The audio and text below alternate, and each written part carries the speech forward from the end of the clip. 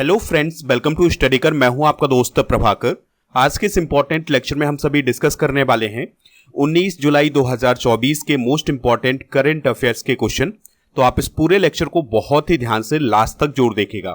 पहला और important question है, चेन्नई सुपर किंग्स ने किस शहर में सुपर किंग्स अकादमी लॉन्च की है? आंसर हो जाएगा सिडनी। तो ऑस्ट्रेलिया के सिडनी शहर में चेन्नई सुपर किंग्स के द्वारा एक एकेडमी खोली गई है जिसका नाम है सुपर किंग्स एकेडमी। दोस्तों, दुबई की बात आई है तो दुबई में अभी हाल ही में दुनिया की पहली 3D प्रिंटेड इलेक्ट्रिक एब्रा का परीक्षण शुरू किया गया है। लंदन की बात करें तो लंदन में अभी हाल ही में अंतर्राष्ट्रीय समुद्री संगठन परिषद की 132वीं बैठक आयोजित की गई थी। हांगकांग दुनिया का रहने के लिए सबसे महंगा शहर अभी हाल ही में बना है। तो चेन्नई सुपर किंग्स कंपनी ने ऑस्ट्रेलिया के सिडनी शहर के अलावा अमेरिका के डलास में और यूके के रीडिंग में एक इंटरनेशनल एकेडमी खोली है। यानी चेन्नई सुपर किंग्स के द्वारा इंटरनेशनल लेवल पर 3 एकेडमी खोली गई हैं। तो ये जो सिडनी में एकेडमी खोली गई है इसमें बॉयज एंड गर्ल्स को आउटडोर और इंडोर प्रशिक्षण प्रदान किया जाएगा। दोस्तों, सीएसके के वर्तमान में कप्तान कौन है? तो वो है ऋतुराज गायकवाड़। सीएसके की मालिक कौन है? तो वो है Chennai Super Kings Cricket Limited. और इसके वर्तमान में कोच कौन है? Stephen Fleming. Chennai Super Kings ने 5 बार आईपीएल का खिताब जीता है, 2010, 11, 18, 21 और 23 में। मुंबई इंडियंस ने भी 5 बार आईपीएल का खिताब जीता है। तो आईपीएल की सबसे सफल टीमें कौन है? सीएसके और मुंबई इंडियंस। अच्छा, आईपीएल की बात आई है तो 2024 का जो आईपीएल का खिताब है ये किसने जीता है? तो ये जीता है कोलकाता नाइट राइडर ने। आईपीएल 2024 में चेन्नई सुपर किंग्स की तो अभी हाल ही में जो आईपीएल 2024 आयोजित किया गया था तो उसके लिए चेन्नई सुपर किंग्स की ब्रांड एम्बेसडर कौन थी? कैटरीना कैफ। भारत का पहला यूनिकॉर्न स्पोर्ट्स इंटरप्राइज कौन है? तो वो है चेन्नई सुपर किंग्स। कुछ इंपॉर्टेंट करंट अफेयर्स डिस्कस कर लेते हैं। तो आईआईटी मद्रास के द्वारा श्रीलंका के कैंडी शहर में एक नया कैंपस खोला जाएगा। तंजानिया देश के जंजीबार द्वीप पर आईआईटी मद्रास ने अपना एक इंटरनेशनल कैंपस स्थापित किया है। श्रीलंका के त्रिंकोमाली में एसबीआई यानी स्टेट बैंक ऑफ इंडिया के द्वारा अपनी एक शाखा स्थापित की गई है। दुबई में सीबीएसई यानी केंद्रीय माध्यमिक शिक्षा बोर्ड के द्वारा एक नया कार्यालय खोला गया है। आईआईटी दिल्ली ने अबू धाबी यूएई में अपना एक नया कैंपस खोला है। आप इस पूरे लेक्चर को बहुत ही ध्यान से लास्ट तक देखिएगा। लास्ट में आपसे क्वेश्चन पूछा जाएगा जिसका आंसर कमेंट बॉक्स में देना है। अगर आप चैनल पर पहली बार आए हैं तो सब्सक्राइब कर लें, बेल आइकन भी दबा लें जिससे आपको समय पर सबसे पहले नोटिफिकेशन मिल सकेगा। नेक्स्ट क्वेश्चन है, सीएसआईआर की डायरेक्टर जनरल नल्लाथम्बी कलाई सेल्वी का कार्यकाल कितना बढ़ाया गया है? आंसर हो जाएगा 2 साल। तो council of scientific and industrial research की डायरेक्टर जनरल हैं नल्लाथम्बी कलाई सेल्वी। तो उनके कार्यकाल को 2 साल के लिए बढ़ा दिया गया है और उन्हें 2022 में इस पद पर नियुक्त किया गया था। तो अब उनका जो कार्यकाल होगा 2 साल के लिए बढ़ गया है, तो 2026 तक उनका कार्यकाल होगा। नल्लाथम्बी कलाई सेल्वी एक प्रसिद्ध वैज्ञानिक हैं, इस बात को आप याद रखिएगा। और वह सीएसआईआर की पहली महिला महानिदेशक हैं। बात करते हैं सीएसआईआर की, तो इसे वैज्ञानिक और औद्योगिक अनुसंधान परिषद के नाम से जाना जाता है। इसकी स्थापना 1942 में हुई थी। हेडक्वार्टर इसका नई दिल्ली में है। इसकी 47 राष्ट्रीय प्रयोगशालाएं हैं और भारत के जो प्रधानमंत्री होते हैं वह इसके पदेन अध्यक्ष होते हैं। यानी जो भी व्यक्ति प्राइम मिनिस्टर होगा भारत का, वही व्यक्ति सीएसआईआर का अध्यक्ष होगा। इसका उद्देश्य है राष्ट्रीय महत्व से संबंधित वैज्ञानिक और औद्योगिक अनुसंधान करना। डॉक्टर शांति स्वरूप भटनागर जो कि एक प्रसिद्ध वैज्ञानिक थे, तो वो सीएसआईआर के संस्थापक निदेशक थे। यानी पहले निदेशक कौन थे? डॉक्टर शांति स्वरूप भटनागर। हाल ही में की गई कुछ महत्वपूर्ण नियुक्तियां डिस्कस कर लेते हैं। जैसे Arun Bansal Paytm payment bank के सीईओ बनाए गए हैं। लेफ्टिनेंट जनरल शंकर नारायण सेना अस्पताल के कमांडेंट बनाए गए हैं। पीवी सिंधु होप की ब्रांड एम्बेसडर बनी है। रजत शर्मा एनबीडीए के अध्यक्ष बने हैं। सील नागू पंजाब और हरियाणा हाईकोर्ट के चीफ जस्टिस बने हैं। सुजाता सोनिक महाराष्ट्र की पहली महिला मुख्य सचिव बनी है। और नवीन Chandra Jha SBI general insurance के एमडी और सीईओ बने हैं। विक्रम मिश्री अभी हाल ही में भारत के नए विदेश सचिव बने हैं। और एनएस राजा सुब्रमणी उप सेना प्रमुख बनाए गए हैं। अब आपको कमेंट बॉक्स में ये बताना है कि SBI के अध्यक्ष कौन बनाए गए हैं। जो भी इसका राइट आंसर हो कमेंट बॉक्स में जरूर बताइएगा। अगला क्वेश्चन है, ऑपरेशन नन्हे फरिश्ते के तहत किसने पिछले 7 वर्षों में 84,119 बच्चों को बचाया है? आंसर हो जाएगा रेलवे प्रोटेक्शन फोर्स यानी RPF के द्वारा ऑपरेशन नन्हे फरिश्ते के तहत पिछले 7 वर्षों में 84,119 बच्चों को बचाया है। देखिए, भारतीय वायुसेना की बात आई है तो भारतीय वायुसेना के द्वारा उत्तराखंड में जंगल की आग से निपटने के लिए बॉम्बी वकेट ऑपरेशन चलाया गया था। जम्मू कश्मीर पुलिस ने मवेशी तस्करी को रोकने के लिए ऑपरेशन कामधेनु शुरू किया था और उत्तर प्रदेश की गवर्नमेंट के द्वारा गौहत्या के खिलाफ ऑपरेशन कन्विक्शन शुरू किया था। तो ये फैक्ट आप नोट कर सकते हैं। तो अभी हाल ही में एक आंकड़ा पेश किया गया है कि RPF ने पिछले 7 वर्षों में स्टेशनों और ट्रेनों में खतरे में पड़े 84,119 बच्चों को बचाया है। आपको याद रखना है कि RPF के द्वारा 2018 में ऑपरेशन नन्हे फरिश्ते शुरू किया गया था। तो इस ऑपरेशन के तहत उन बच्चों को बचाया जाता है जो अपने घर से भाग गए हैं या उन्होंने अपने परिवार को छोड़ दिया है या वह अपहरण के शिकार हुए हैं। तो ऐसे बच्चों को इस ऑपरेशन के तहत बचाया जाता है। तो अगर कोई बच्चा ऐसा ट्रेन में पाया जाता है या स्टेशन पर पाया जाता है तो RPF के द्वारा उसे प्रोटेक्ट किया जाता है। तो RPF को डिस्कस करते हैं तो इसे रेलवे प्रोटेक्शन फोर्स बोला जाता है। इसकी स्थापना 2 जुलाई 1872 को की गई थी और इसका काम होता है रेल में यात्रियों की सुरक्षा करना और भारतीय रेलवे की संपत्ति की रक्षा करना। वर्तमान में रेलवे सुरक्षा बल के महानिदेशक कौन है? मनोज कुमार यादव। और रेलवे बोर्ड के अध्यक्ष कौन है? जया वर्मा सिन्हा। रेल मंत्री का नाम आप कमेंट बॉक्स में बताइए। कुछ इंपॉर्टेंट ऑपरेशन डिस्कस करते हैं। तो अभी कुछ समय पहले उत्तराखंड पुलिस के द्वारा केदारनाथ यात्रा के संचालन के लिए ऑपरेशन मर्यादा शुरू किया गया था। देखिए, कुछ समय पहले इजराइल पर ईरान ने हमला किया था और इजराइल ने इस हमले से अपनी रक्षा की थी। इसके बाद इजराइल ने डिफेंस ऑपरेशन का नाम क्या दिया था? Operation shield. ऑपरेशन संकल्प की बात करें तो यह भारतीय नौसेना के द्वारा चलाया गया था और इस ऑपरेशन के तहत ईरानी जहाज अल कंबर और 23 पाकिस्तानी नागरिकों को समुद्री लुटेरों से बचाया गया था। ऑपरेशन इंद्रावती की बात करें तो हैती में फंसे भारतीयों को निकालने के लिए यह शुरू किया गया था। कुछ समय पहले हमास ने इजराइल पर अटैक किया था, उसके लिए ऑपरेशन का नाम क्या दिया था? ऑपरेशन अल अस्का फ्लड। ऑपरेशन अजय की बात करें तो यह भारत सरकार के द्वारा शुरू किया गया था इजराइल हमास युद्ध के दौरान इजराइल से भारतीयों को वापस लाने के लिए। CBI ने साइबर अपराध माफिया को खत्म करने के लिए ऑपरेशन शुरू किया था जिसका नाम था ऑपरेशन चक्र 2। देखिए, इजराइल ने हमास के खिलाफ जारी लड़ाई का कोड नाम क्या दिया है? Operation iron sword. इस बात को भी आप याद रखिएगा। नेक्स्ट क्वेश्चन है, WSF विश्व जूनियर स्क्वैश चैंपियनशिप 2024 में सौर्य बाबा ने कौन सा मेडल जीता है? तो उन्होंने ब्रॉन्ज मेडल जीता है। दोस्तों, सौर्य बाबा भारत के स्क्वैश प्लेयर हैं। तो उन्होंने WSF विश्व जूनियर स्क्वैश चैंपियनशिप 2024 में ब्रॉन्ज मेडल हासिल किया है। यह मैच अमेरिका के ह्यूस्टन टेक्सास में खेला गया था। WSF यानी वर्ल्ड स्क्वैश फेडरेशन विश्व जूनियर स्क्वैश चैंपियनशिप एक वार्षिक प्रतियोगिता है, यानी इसका हर साल आयोजन किया जाता है और इसमें 19 साल से कम उम्र के पुरुष और महिला खिलाड़ी भाग ले सकते हैं। वर्ल्ड स्क्वैश फेडरेशन की बात करें तो दुनिया में स्क्वैश की यह एक गवर्निंग बॉडी है। इसकी स्थापना 1967 में की गई थी। इसका मुख्यालय इंग्लैंड में है। राष्ट्रपति यानी कि इसके प्रेसिडेंट हैं जेना बोल्ड्रिच। तो ये फैक्ट भी आप याद रखिएगा। कुछ इंपॉर्टेंट करंट अफेयर्स डिस्कस कर लेते हैं। तो एशियाई स्क्वैश डबल्स चैंपियनशिप 2024 में अभय सिंह ने 2 गोल्ड मेडल जीते हैं। भारतीय स्टार स्क्वैश खिलाड़ी थे सौरभ घोषाल। तो उन्होंने अभी हाल ही में स्क्वैश से संन्यास ले लिया है। राष्ट्रीय स्क्वैश चैंपियनशिप खिताब जीतने वाली दूसरी सबसे कम आयु की खिलाड़ी कौन है? अनाहत सिंह। इन्होंने 15 वर्ष में यह खिताब जीता था। अनाहत सिंह अमेरिका में जूनियर स्क्वैश ओपन जीतने वाली पहली भारतीय महिला बनी है। बांग्लादेश की बात करें तो कोलंबो सुरक्षा सम्मेलन का 5वां सदस्य कौन बना है? बांग्लादेश। जापान में अभी हाल ही में दुनिया का पहला 6G डिवाइस लॉन्च किया गया है। नेपाल की बात करें तो इंद्रधनुष पर्यटन सम्मेलन 2024 का आयोजन नेपाल में कुछ समय पहले किया गया था।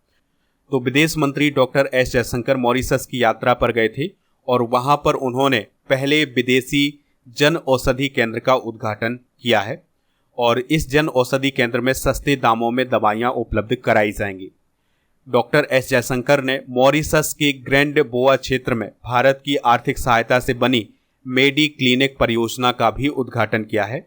इस परियोजना के माध्यम से ग्रैंड बोआ क्षेत्र के 16,000 लोगों को हेल्थ सर्विस मिलेगी।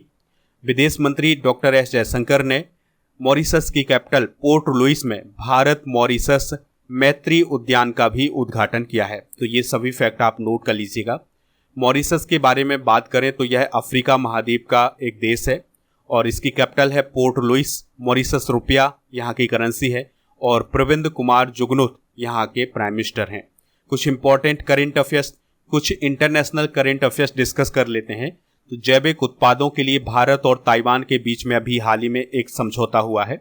भारत और रूस दोनों मिलकर वर्ष 2030 तक व्यापार को 100 अरब डॉलर तक पहुंचाएंगे। ये लक्ष्य अभी हाल ही में दोनों देशों के द्वारा रखा गया है। भारत ने जिनेवा में कोलंबो प्रोसेस बैठक की अभी हाल ही में अध्यक्षता की है।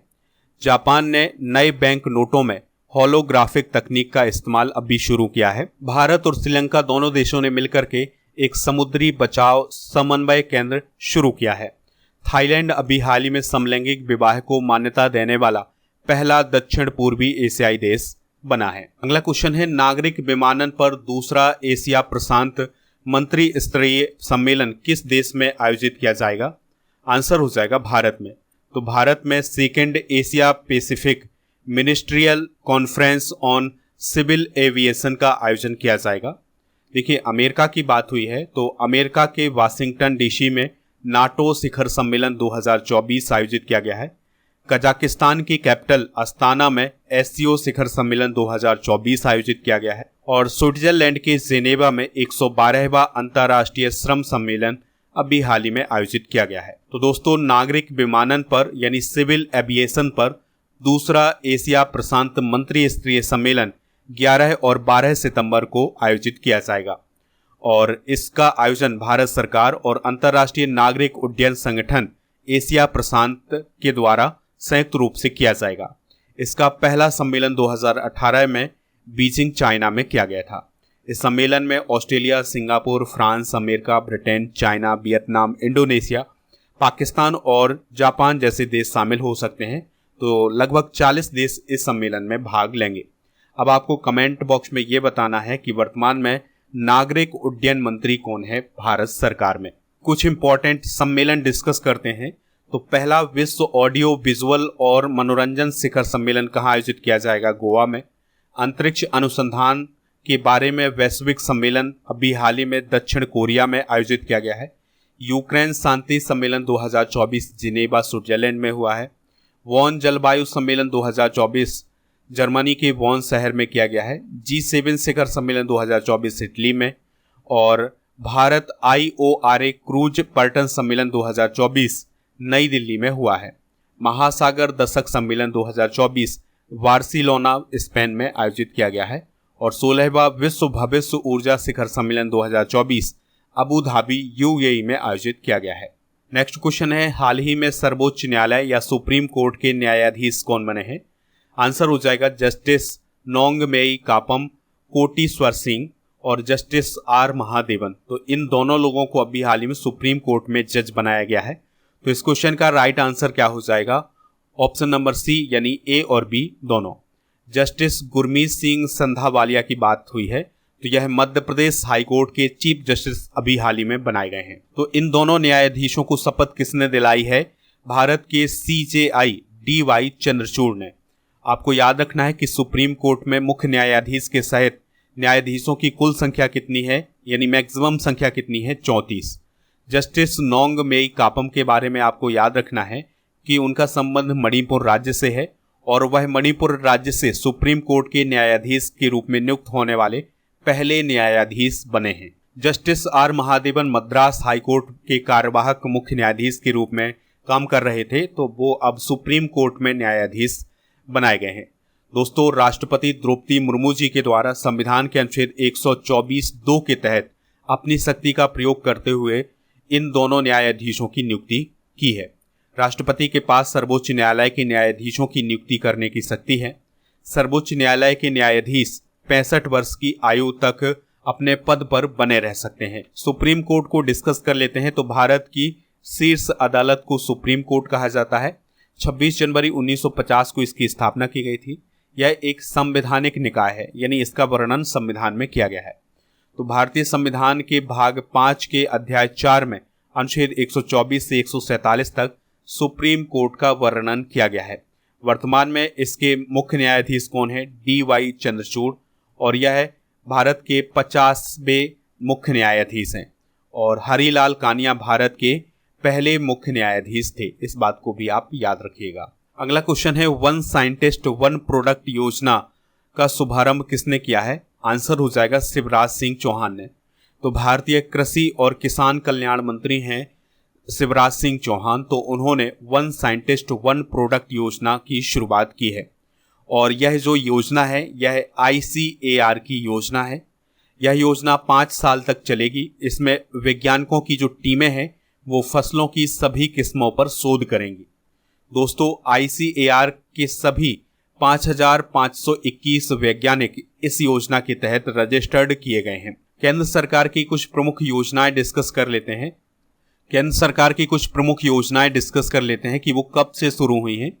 जैसे प्रधानमंत्री गरीब कल्याण अन्न योजना की शुरुआत 11 जनवरी 2023 को हुई थी। आरोग्य मैत्री योजना 13 जनवरी 2023 को शुरू हुई है। 75/25 पहल स्वास्थ्य मंत्रालय के द्वारा 17 मई 2023 को शुरू की गई है। अमृत धरोहर योजना 5 जून 2023 को। विवाद से विश्वास 2 पॉइंट योजना वित्त मंत्रालय के द्वारा 2 अगस्त 2023 को शुरू की गई है। मेरा बिल मेरा अधिकार योजना वित्त मंत्रालय के द्वारा ये 1 सितंबर 2023 को शुरू की गई है। PM विश्वकर्मा योजना 17 सितंबर 2023 को शुरू की गई है। PM जनमन योजना 15 नवंबर 2023 को शुरू की गई है। और PM सूर्य घर मुफ्त बिजली योजना 13 फरवरी 2024 को शुरू की गई है। अगला क्वेश्चन है, 9वां महिला क्रिकेट एशिया कप 2024 किस देश में शुरू हुआ है? तो यह श्रीलंका में शुरू हुआ है। देखिए, वेस्ट इंडीज और अमेरिका की बात आई है तो यहाँ पर T20 विश्व कप 2024 आयोजित हुआ है। साउथ अफ्रीका में अंडर 19 क्रिकेट विश्व कप 2024 आयोजित किया गया था। और बांग्लादेश में महिला T20 विश्व कप 2024 का आयोजन किया जाएगा। तो दोस्तों, महिला एशिया कप की शुरुआत हो चुकी है क्रिकेट की। इस बार इसका 9वां संस्करण आयोजित किया जा रहा है और इसकी शुरुआत 19 जुलाई से हुई है। इस बात को भी आपको याद रखना है। यह T20 फॉर्मेट में आयोजित किया जाएगा। इसका आयोजन 19 से 28 जुलाई तक किया जाएगा श्रीलंका के दाम्बुला में। और महिला क्रिकेट एशिया कप का आयोजन एशियाई क्रिकेट परिषद यानी ACC के द्वारा किया जाता है, जिसके अध्यक्ष कौन है? जय शाह है। और इस वर्ष 8 टीमें हिस्सा लेंगी, जिसमें Bharat, Nepal, UAE, Bangladesh, Pakistan, Sri Lanka, Malaysia, Thailand, तो ये टीमें इसमें भाग लेंगी। 2004 में महिला क्रिकेट एशिया कप की शुरुआत हुई थी। 2008 तक यह वनडे फॉर्मेट में होता रहा है। 2012 से यह T20 फॉर्मेट में आयोजित किया जा रहा है। भारत ने 7 बार महिला एशिया कप का खिताब अपने नाम किया है। 2018 में बांग्लादेश की टीम महिला एशिया कप की विजेता बनी थी, इस बात को भी आप याद रखिएगा। और 2022 में भारत की टीम ने श्रीलंका को हरा करके महिला एशिया कप अपने नाम किया था। अगला क्वेश्चन है, एशियन पैरालंपिक कमेटी की साउथ एशिया प्रतिनिधि कौन बनी है? आंसर हो जाएगा दीपा मलिक। तो पैरा एथलीट हैं दीपा मलिक, तो उन्हें अभी हाल ही में APC की साउथ एशिया प्रतिनिधि बनाया गया है। देवेंद्र झाझरिया कौन है? तो वह भारत की पैरालंपिक समिति के नए अध्यक्ष हैं। गौतम गंभीर भारतीय क्रिकेट टीम के मुख्य कोच हैं और दिलीप संघानी IFFCO के अध्यक्ष बने हैं। तो अभी हाल ही में एशियन पैरालंपिक कमेटी की बैठक आयोजित की गई थी और इसी में ये फैसला लिया गया है कि जो दीपा मलिक हैं उन्हें साउथ एशिया के लिए प्रतिनिधि नियुक्त किया जाए। दीपा मलिक भारतीय पैरालंपिक कमेटी की पूर्व अध्यक्ष हैं। वे पैरा गेम्स में साउथ एशियन देशों का प्रतिनिधित्व करेंगी। अब गीता शॉटपुट, जेवलिन थ्रो और तैराकी और मोटर रेसलिंग की पैरा एथलीट रह चुकी हैं। उन्होंने भारत की राष्ट्रीय प्रतियोगिताओं में 33 गोल्ड और 4 सिल्वर प्राप्त किए हैं। कुछ खेल संगठनों के प्रमुख डिस्कस कर लेते हैं। तो BCCI के अध्यक्ष हैं रोजर बिन्नी और BCCI के एथिक्स ऑफिसर हैं विनीत शरण। बीसीसीआई के चयन समिति के अध्यक्ष कौन है? अजीत अगरकर। और भारतीय महिला क्रिकेट टीम के मुख्य कोच कौन है? अमोल मजूमदार।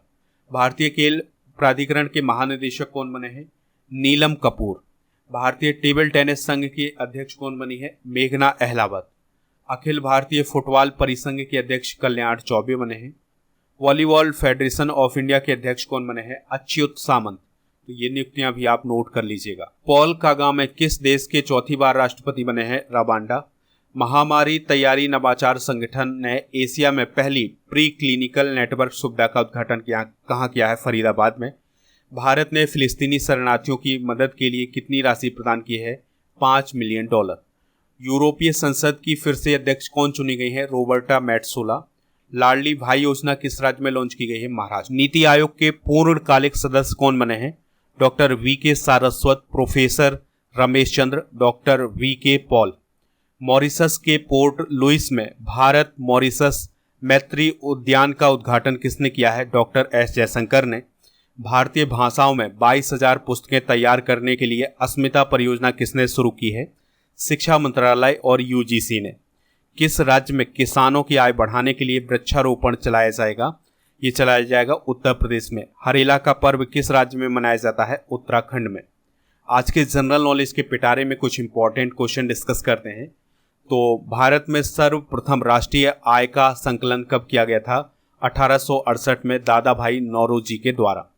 समाजवादी अर्थव्यवस्था का जनक किसे कहा जाता है? कार्ल मार्क्स को। इंसुलिन का प्रयोग किस बीमारी के उपचार में किया जाता है? मधुमेह।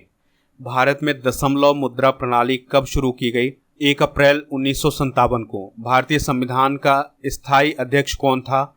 डॉक्टर राजेंद्र प्रसाद। संविधान सभा की प्रारूप समिति के अध्यक्ष कौन थे? Doctor B R. Ambedkar. Red Cross दिवस किस तारीख को मनाया जाता है? 8 मई को। सूर्योदय का देश के नाम से कौन सा देश प्रसिद्ध है? जापान। अंतर्राष्ट्रीय महिला दिवस किस तिथि को मनाया जाता है? 8 मार्च।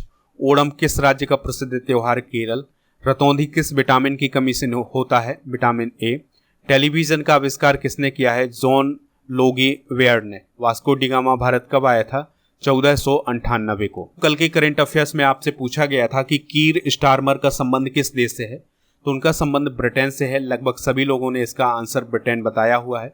आज का क्वेश्चन है, ऑपरेशन मर्यादा किस राज्य की पुलिस के द्वारा शुरू किया गया है? जो भी इसका राइट आंसर हो कमेंट बॉक्स में जरूर बताएं। हमारे टेलीग्राम चैनल को ज्वाइन कर लें, वहां पर आपको पीडीएफ मिल जाएगा। तो टेलीग्राम चैनल ज्वाइन करने के लिए आपको टेलीग्राम पर जाना है और स्टडी कर ऑफिशियल सर्च करना है, तो चैनल मिल जाएगा। इससे आप ज्वाइन जरूर हो जाइए।